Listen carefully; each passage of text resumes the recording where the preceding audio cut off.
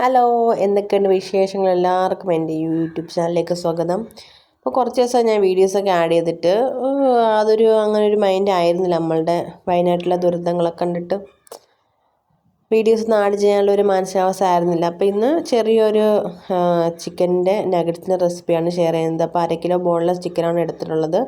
അതിൻ്റെ കൂടെ ഒരു 5 സ്ലൈസ് ബ്രെഡ് എടുത്തിട്ടുണ്ട്, 2 സ്പൂൺ സോയാ സോസും 5 അല്ലി വെളുത്തുള്ളി, അതിനാവശ്യമുള്ള ഉപ്പും മുളക് പൊടിയും കുരുമുളക് പൊടിയും കൂടെ ആഡ് ചെയ്ത് മിക്സിയിൽ നന്നായിട്ടൊന്ന് ബ്ലെൻഡ് ചെയ്തെടുക്കുക. അതിനുശേഷം ആ ഒരു മിക്സിയിലേക്ക് കുറച്ച് സൺഫ്ലവർ ഓയിൽ ആഡ് ചെയ്ത് ഒരു സ്ക്വയർ രൂപത്തിൽ ചെറിയൊരു തിക്നെസ്സിൽ നമ്മൾ പരത്തി വെക്കുക. എന്നിട്ട് സ്ക്വയറായിട്ട് തന്നെ കുറേ പീസസ് കട്ട് ചെയ്തെടുക്കുക.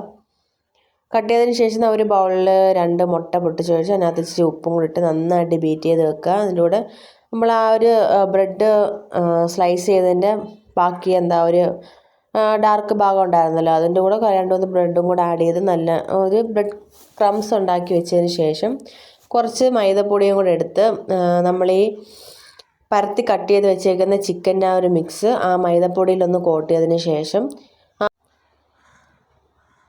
ആ മുട്ടയുടെ മിക്സിലും കോട്ട് ചെയ്യുക. പിന്നെ അതിനുശേഷം നമ്മൾ ബ്രെഡ് ക്രംസിലും കോട്ട് ചെയ്തതിന് ശേഷം നമ്മൾ സൺഫ്ലവർ ഓയിൽ തന്നെയാണ് ഫ്രൈ ചെയ്തെടുക്കുന്നത്.